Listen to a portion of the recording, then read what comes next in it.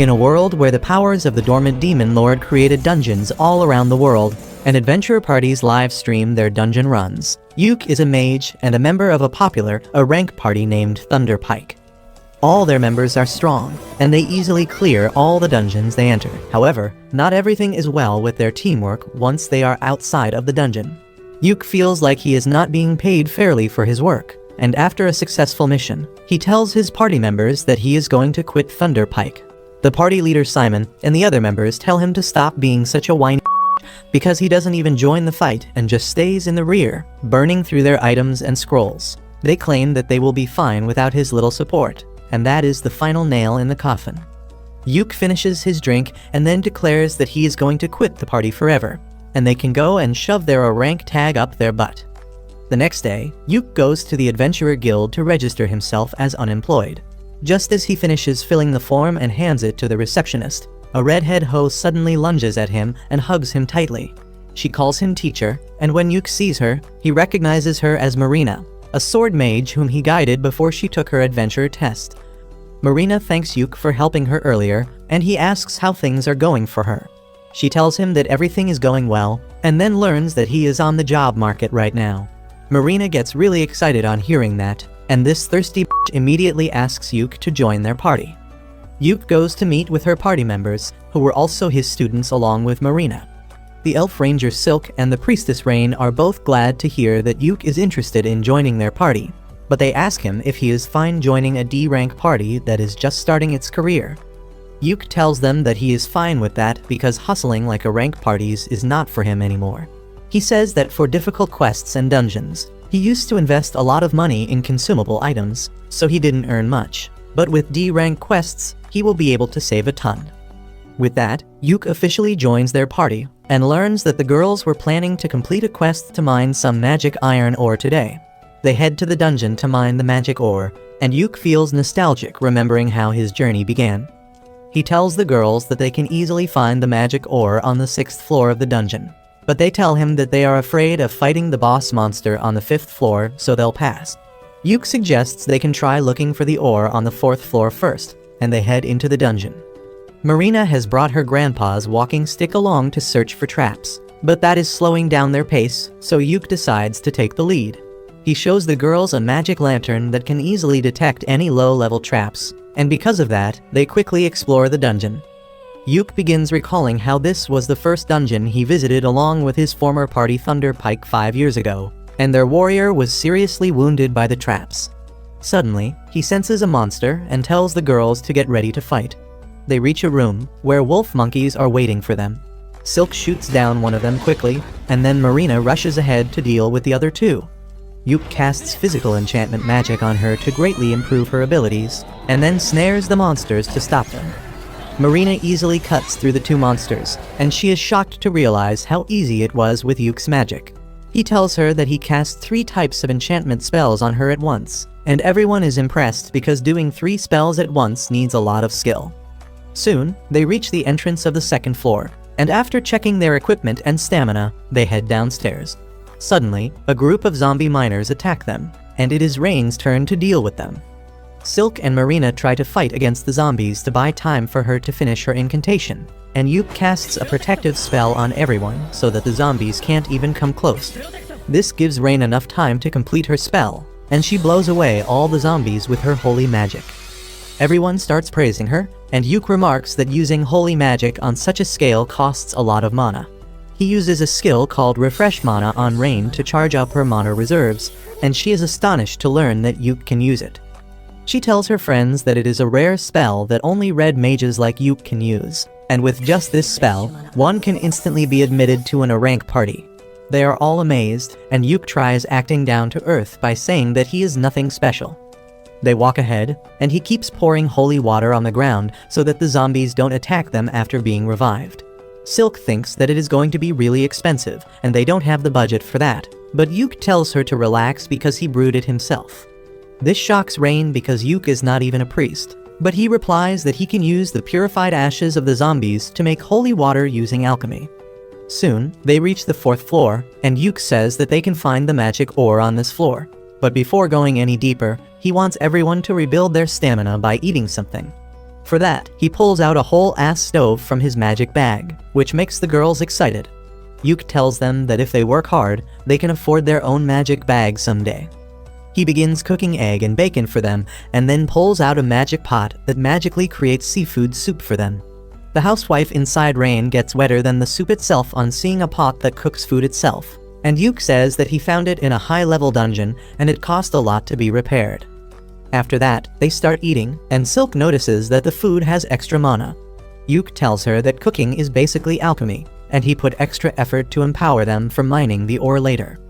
Soon, they find a giant rock lizard which has mineral ores on its back. Yuk slows it down with his magic, and then Marina uses her ultimate attack to kill it. She is really exhausted by using her ultimate just once, but Yuk replenishes her mana and tells her to keep practicing the skill. After that, they begin mining the ore on the defeated monster's back, but they need more, and Yuk suggests that they go to the 5th floor and defeat the boss to get what they want. The girls are afraid because the boss is a tough monster, but Yuk tells them that he will use his full power to help them. Once they reach the boss room on the 5th floor, Yuk tells the girls that he will fight alone to show them his skills. He then takes out a floating camera artifact to record the gameplay of the boss fight, and Marina suggests that they should livestream it cause it will be fun. Yuk decides to YOLO it, but then he asks the girls the name of their party to tell in the broadcast. They nervously tell him that they haven't thought of a name yet, but then Marina comes up with the name Clover on the spot. She says that the 3 girls are the ordinary leaves of the clover, and Yuk is the 4th and the lucky leaf. Everyone likes the name, and then Yuk asks the girls if they also want to feature in the first live stream of their party. They are fine just watching him, so Yuk enchants himself and then activates the live streaming mode on the camera. After that, he opens the door to the boss room and heads inside to see the giant ugly steel crab. The crab attacks him instantly, but Yuk slips from its claws and then uses 5 disabling spells to blind, poison, and paralyze it. The crab tries to attack indiscriminately, but Yuk just uses gravity magic to crush it instantly. He ends the live stream with that, and Marina immediately hugs him, almost breaking his bones in the process. Yuk then puts the crab in his magic bag, and they open the treasure chest that dropped after defeating the boss to find a ton of treasure and magic ore. After that, Yuk and his party head back to the city in a carriage. He acts polite and asks the girls how do they rate their new party member on a scale of 1 to 10. All the girls are really impressed by his overall skills in the dungeon, but Yuk thinks that they would be uncomfortable to see someone who is older than them suddenly become a party member. The girls tell him that it is not like that at all, and suddenly, Silk has a brilliant idea. She tells Yuk that he should become the party leader because he is the most experienced and powerful out of them. Yuk is flustered because he doesn't think it is right for a newcomer to become the leader, but the other girls agree, saying that their party was officially formed when they decided to name it Clover, and that makes Yuk a founding member. When the girls keep on pressuring him, Yuk finally folds and agrees to become the party leader so that he can keep everyone safe. On the other hand, his former party, Thunder Pike, is having a hard time in the dungeon. They have got an archer to fill Yuk's place, but he can't support them like Yuk used to. They struggle against a pack of monster wolves, and even the newcomer throws shade at them, asking why the hell they came to such a high-level dungeon if they are so weak. Suddenly, the witch gets bitten by a wolf, and though the party leader manages to free her, the priestess doesn't have enough mana to heal her. The party decides to retreat immediately, and as the witch lies bleeding, the priestess is still waiting for her mana to recharge. They don't have mana potions or even healing potions because that used to be Yuk's responsibility, and none of them thought to pick it up after he left. The new guy has a healing potion, but he doesn't give it so easily because he expected a rank party to have better management. Meanwhile, Yuk and his party are celebrating their first mission's success. As they drink, Yuk tells them that the reward from the quest was nothing special, but he got a lot of money from selling the corpse of the steel crab. He asks the girls about the division of money among them, and Silk tells him that they put everything in the party fund and use an allowance system for buying necessary things. She explains that they are saving money to buy their own house one day, and Yuk likes the idea. At the same time, his former party is at the same inn, and they are griping and complaining about their failure today. They blame it all on the new guy, saying that he should have been prepared better to help them. The archer gets pissed off that they are treating him like an errand boy, and says that he never thought that the famous rank party would be a bunch of sisses who can't even wipe their ass themselves. He tells them that he is quitting their party immediately, and Yuk turns around just in time to see it. He doesn't want to give any attention to his former party, so he tells the girls that after every successful quest, they will take 2 days to rest and recover. He says that he will stock up the useful items in the meanwhile, and they can head to another mission on the 3rd day. Suddenly, the inn begins to display the livestream video of Yuk defeating the steel crab that has gone viral within half a day. Everyone is interested in Yuk and his party because he defeated a boss monster with just debuff spells. However, this pisses off his former party members who think that Yuk is playing in the lowest league to improve his KD ratio. Turns out they are not the only people jealous of Yuk, because a fat and ugly noble is also cursing him from afar. Anyway, 3 days later, Yuk reaches the guild to pick a quest that is easy enough for the girls, but gives a good reward as well, and the receptionist suggests him a C-rank quest to get magic stones from a waterfall. She says that it should be a D-rank quest, but some strange monsters are roaming around the region recently, so it has become more difficult. As Yuk is in the middle of thinking about it, the girls come running there, and they agree to take the quest without even asking about it. Only after the receptionist leaves to register the quest does Yuk get a chance to explain that they may have to face a monster during the quest. The girls still decide to take the quest to earn more points and money. Yuk tells them to get ready and meet him in 30 minutes, and then the receptionist comes with a receipt of the quest. She tells Yuk to livestream his quest fights because he has become a minor celebrity after his last livestream. He leaves the guild with that and immediately senses someone following him. He leads the stalker into a shady alley, and it turns out to be the jealous ugly noble. Yuk asks him if he has any business with him, and the noble pulls out his sword, telling him to leave Clover immediately. Yuk uses a snare spell on him discreetly, and then asks the fatty if he is out of his mind for telling the leader of the party to quit it. The fatty tells him that he found the girls first, and he will join their party to become their sugar daddy. But Yuk thinks that he is just a junkie who has had too much magic shrooms today. He refuses to leave the party and walks away, and as the noble tries to attack him, he trips on the snare spell and knocks himself out. Once Yuk joins the girls to go on the quest, they tell him that the fat incel had approached them a few days earlier, and he offered to join their party like he was helping them out. However, his skills were mid, and they decided to ignore him since he wasn't taking no for an answer.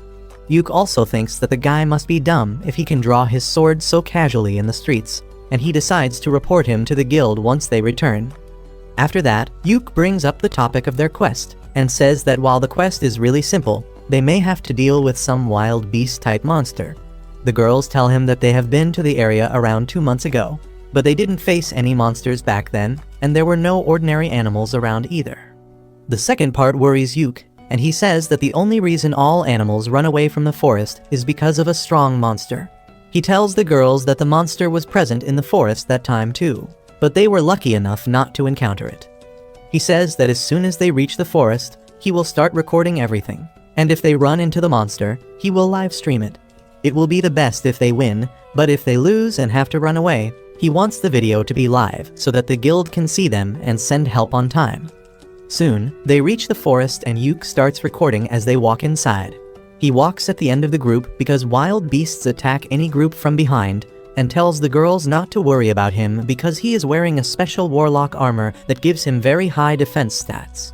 They reach the waterfall soon, but then Yuk senses something and immediately turns the live stream mode on.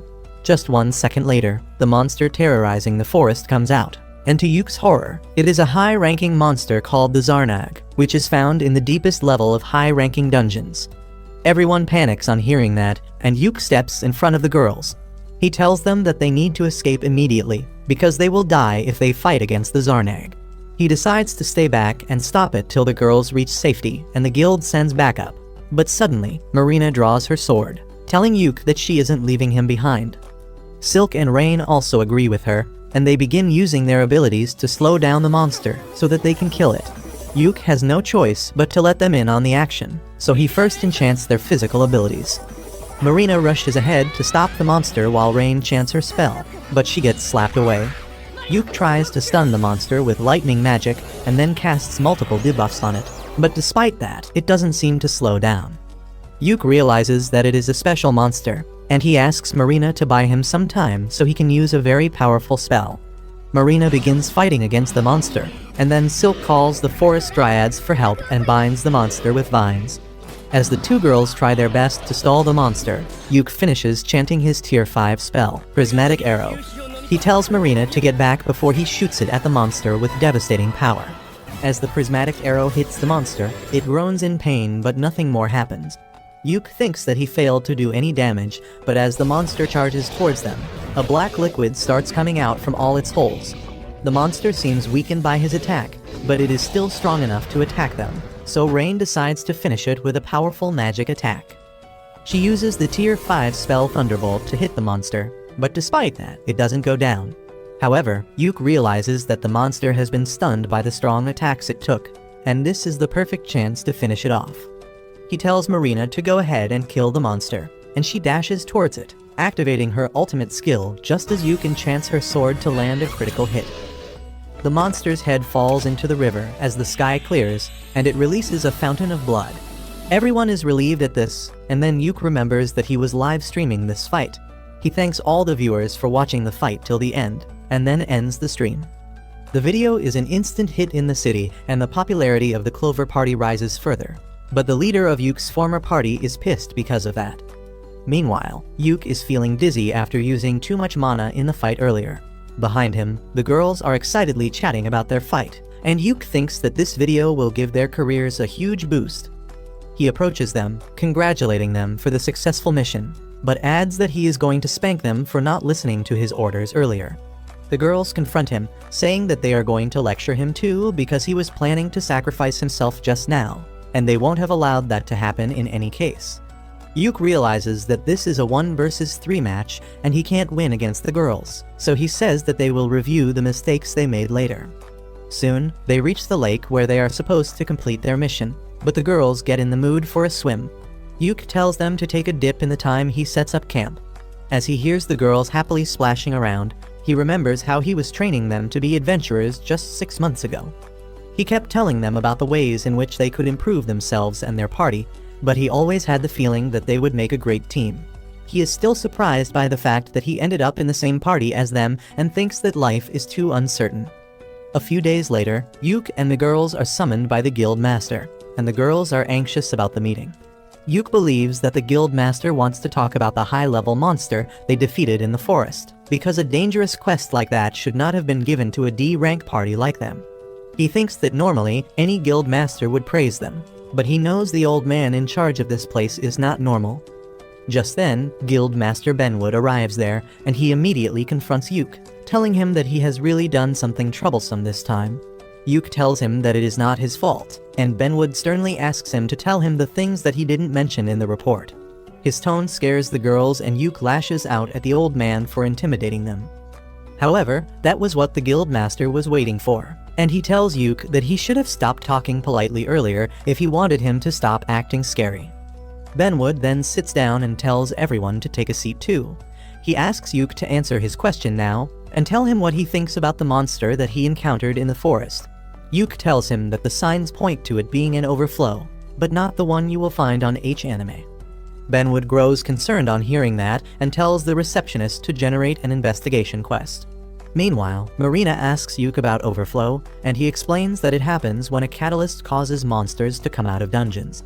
If things get worse, it can lead to a stampede in which a huge army of monsters destroy everything in their path. The girls are worried to hear that, but Benwood tells them that the guild will handle the investigation. He then bows down to the 4 of them and apologizes for putting them in danger. The girls are taken aback by that and say that they were fine because Yuke was with them. The old man says that he watched the stream and he thinks they are quite skilled too, which is why he is going to promote them to C rank. The girls are delighted to hear that, and then Benwood turns to Yuke to give him another good news. He is being promoted to a rank because the prismatic arrow spell he used during the fight is a new spell he created, and all the guild officers believe that he should be promoted. Yuke can't even process what is happening, but Benwood brings out the promotion documents and tells him to sign it. Later, Yuke and the girls go to the guild inn to celebrate their promotion. Yuke hands over the earnings from the mission to Silk, who finds that the amount is much more than she expected. She stacks the gold coins to count them, and at the bottom of the pouch, Benwood has left a platinum coin as an apology. The girls are excited to see the platinum coin, and then Silk says that after adding today's earnings, they have enough money to buy their own base. They begin drinking and eating to celebrate this special occasion, and then Rain asks Yuk about his dream as an adventurer. He tells her that he dreams of challenging the last floor of the dungeon named Infinite Darkness, and that makes the girls spit out their drinks because that dungeon is said to be ridiculously dangerous. Yuk says that it is true because the final floor of the dungeon holds the Abyss Gate that leads to the underworld. He says that he has no plan to cross the Abyss Gate, but he wants to see it with his own eyes. He tells the girls about his uncle who was a great adventurer, and he challenged the final floor of Infinite Darkness dungeon and saw the gate. Even though he could not clear the final floor, his stories inspired Yuk to try it someday. Marina likes the idea and tells Yuk that they should go to the dungeon soon and livestream their fight. But he tells her that it is not so easy. First, they need to be in a rank party, and on top of that, they need permission from the government to even enter the dungeon. The girls get fired up on listening this, and they promise Yuk that they will grow stronger so that one day they can challenge the dangerous dungeon together. Soon, the Clover party embarks on another mission, and they live stream their fights as always. While Marina fights on the front lines, Yuk guides her and protects everyone with magic barriers. Silk uses the vines to tie the monster down, and then Rain attacks it with a powerful lightning spell. To finish things off, Yuk uses a magic scroll to unleash a rock magic on the monster, killing it. The livestream is well received by the audience, but not by Yuk's former party, Thunderpike. They are jealous of Yuk's success, but more than that, they are concerned about their downfall. They blame it all on the new members who join their party, calling them useless. Moreover, the wizard of their party has been avoiding going out with them lately after she was injured, and she is starting to fall behind when they go on missions. They think that maybe they should get Yuk to join their party again, because when he was with them, they didn't fail their missions so miserably. They think that they should cut the payment of the wizard girl because she is becoming useless and give a bit more money to Yuk so that he doesn't have a problem returning to their party. Meanwhile, Yuk and the girls return to the city from their mission, and they are shocked to see Thunderpike's leader Simon waiting for them at the door. Yuk is taken aback to see him, and he tells the girls to go and report to the receptionist while he deals with this. The girls go inside quietly, and then Yuk asks Simon what the hell does he want. Simon invites him to talk over a drink, but Yuk refuses, saying that he is tired because of the quest. He begins walking inside, but Simon stops him, telling him to come back to Thunderpike. Marina and others are eagerly listening to this conversation from the other side of the door, and they get worried as Simon reminds Yuk about their long-lasting friendship and their dream of challenging the Abyss Gate together. He says that Yuk will need to be in a rank party to even try that, and that is why he should rejoin Thunderpike. However, Yuk slaps his hand away, telling him that he is the leader of Team Clover and he is not going to leave them. This pisses Simon off, and he tries gaslighting Yuk into taking the blame for Thunderpike's failure after he left. However, Yuk tells him to grow up and deal with his problems like an adult. He goes inside the guild building with Simon yelling that he will regret it, and this commotion draws the attention of the ugly Fatso who tried to attack Yuk in the past. Meanwhile, Simon finds the girls really anxious about the conversation, and when he assures them that he is not going to leave the party, Marina hugs him so hard that he feels his bones crack. He somehow manages to push her away, and then they go to have drinks together. Soon after that, they get a quest from a popular armor shop called Earthy's. Yuk tells them that the shop is launching a new theme focusing on women adventurers, and since their party is 75% women, they have decided to pick them as the poster girls. The 3 girls will get high-quality armor from the shop, and the shop can use the video of them clearing dungeons to promote itself. The girls are surprised to hear this good news, and they find that they will get the armor for free, and on top of that, they will also be paid for completing the quest. They get really excited on hearing this, and soon their party goes to the city where Earthy's shop is situated. While Yuk waits in the market, thinking about the time he came to this city with his previous party, the girls get their new gear. They soon come running to show their new drip to Yuk, and he starts his blood flowing down to his 3rd leg. He then tells them that instead of live streaming their fight, this time, they will have to hand over the recording to Earthy's as per the quest. He starts recording, and then his party enters the dungeon. Yuk tells the girls that this dungeon is only 4 floors deep, but its lowest floor has the gate to a bigger dungeon, and their quest goal is to reach the 2nd dungeon. They come to an open space inside the dungeon, and Yuk picks a stone and throws it down to show the girls that a distortion in space doesn't allow anyone to take shortcuts here. He asks them to be careful that they don't fall down the stairs. While Marina and Silk agree to him immediately, Rain seems to be upset with Yuk, and he doesn't even know what he did wrong. Marina and Silk tell him that he didn't pay enough attention to Rain earlier because she is flat like the earth, and Yuk immediately notices the new ribbon around her hair.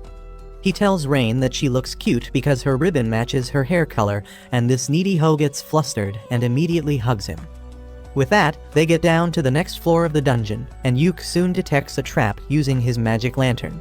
He pokes the trap with his grandma's walking stick, and suddenly, spears pop out of all 4 walls.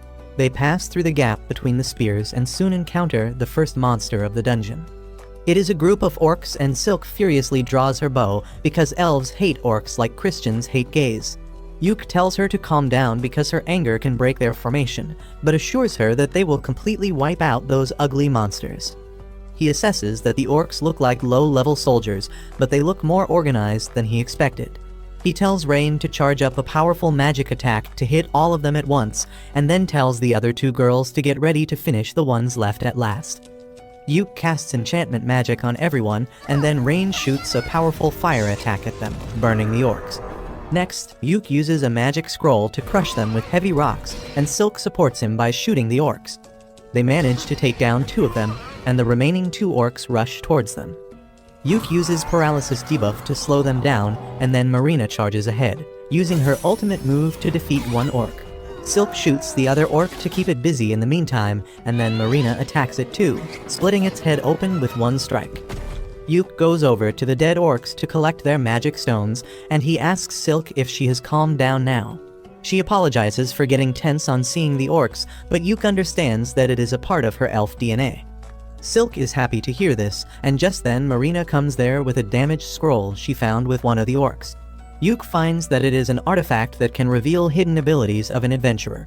He says that they can't use it right now because it is damaged, but he can repair it with his alchemy skills. He tells the girls that one of them can use it instead of selling it because it will enhance their talents and maybe even unlock a new job class. Both Silk and Rain tell him that he should let Marina use it since she has only 1 job class.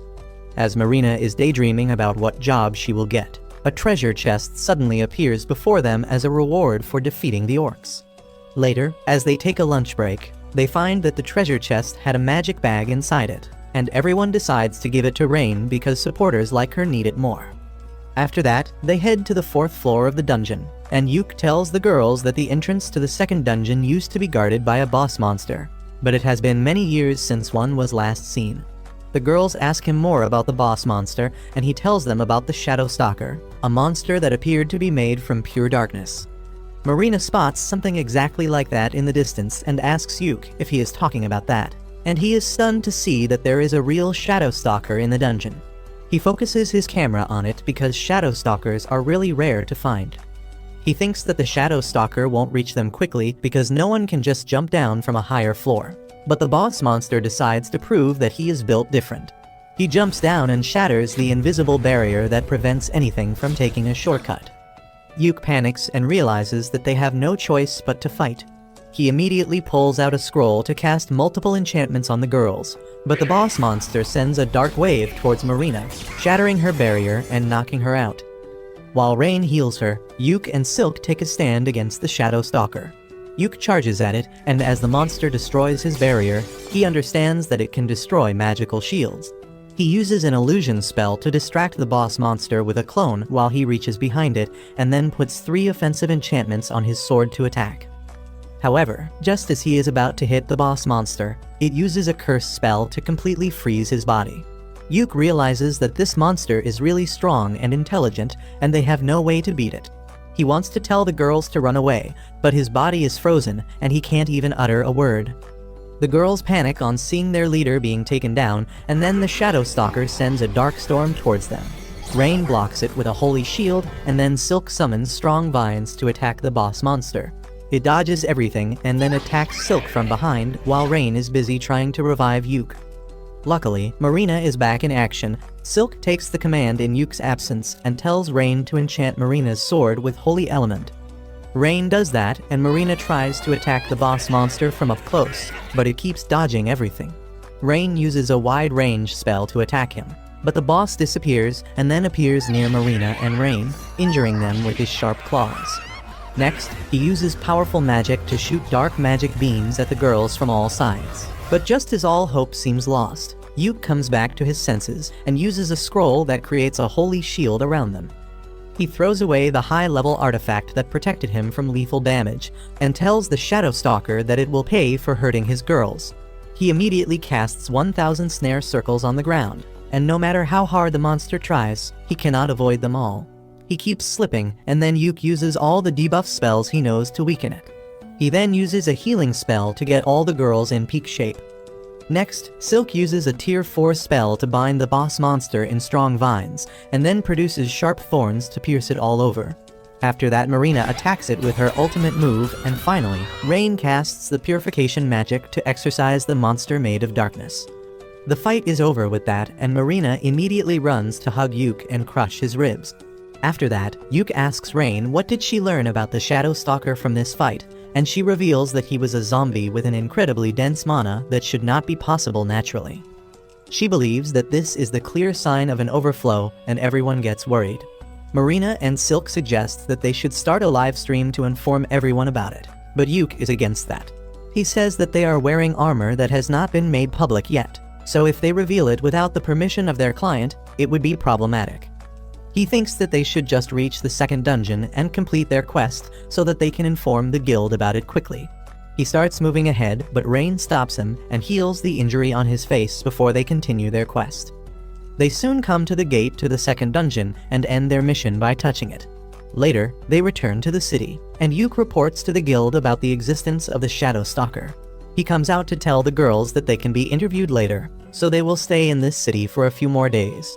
They are really excited to hear that and tell Yuke that they should go sightseeing in their free time, and he gladly agrees.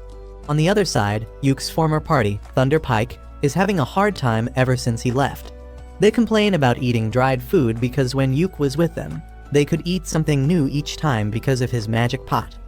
They aren't really cooperating well with each other as well, and leaving important things to the healer and the magician.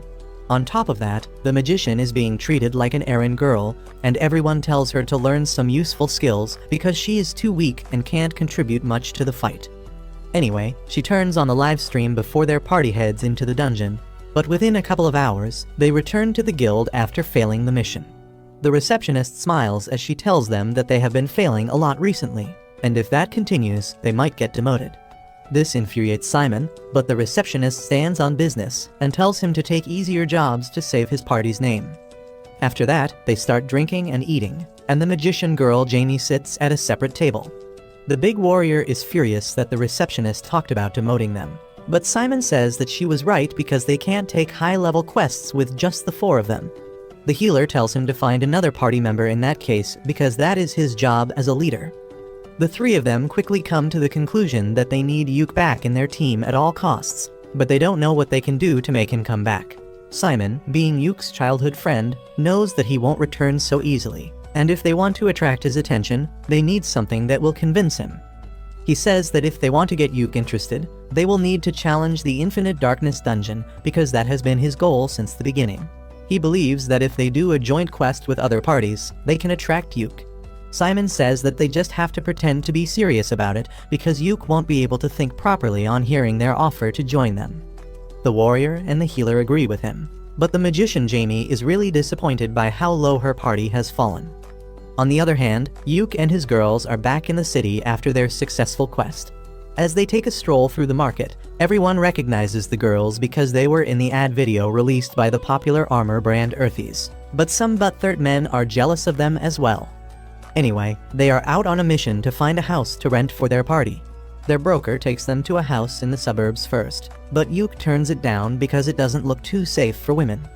Next, the agent takes them to another house, and everyone thinks that it is better than the previous one. Yuke asks the agent to keep it on hold for them, and he says that he has one last option to show them. He takes them to the last house, but Yuke gets nervous as they get close because Thunder Pike's base is also in this region. On hearing this, all the girls decide that they don't even need to see the third property because they don't want a bunch of assholes to be their neighbors. With that, they buy the second house and their stuff is moved in soon as well. Yuke asks the girls if they have decided on their rooms because they should sort out their stuff quickly, and they say that they were just thinking about it. Silk asks Yuk which room does he want, and he gets confused because he wasn't planning on staying with them. He tries to tell them that it is not a good idea because he is a man after all, but the girls laugh at this incel who gets uncomfortable at the mere thought of sharing a house with 3 girls. Marina tells him that this is their party base, so all of them should stay together, and no one will mind if he accidentally walks in on them while they are taking showers or getting stuck in the washing machine. Yuk tells them that he has no desire to see their thottery and asks them to keep their doors locked all the times because they should not trust any man, not even him. With that, they settle into their new house, and Yuk even buys a 64-inch OLED television so that they can watch their recorded videos in 4K. The girls thank him for the gift, and they make a toast to celebrate buying their own base. As they start drinking, Rain's gaze becomes glued to the TV, and when Yuk looks at the screen, he sees his former party declaring that they are going to take on the Infinite Darkness dungeon. There are going to be more high-level parties with them on the quest to investigate the dungeon, and even the kingdom has given them the permission to enter. Yuk is stunned to hear this, and his girls try to comfort him. He tells them that he doesn't have any FOMO because the dungeon is going to be there even after this mission.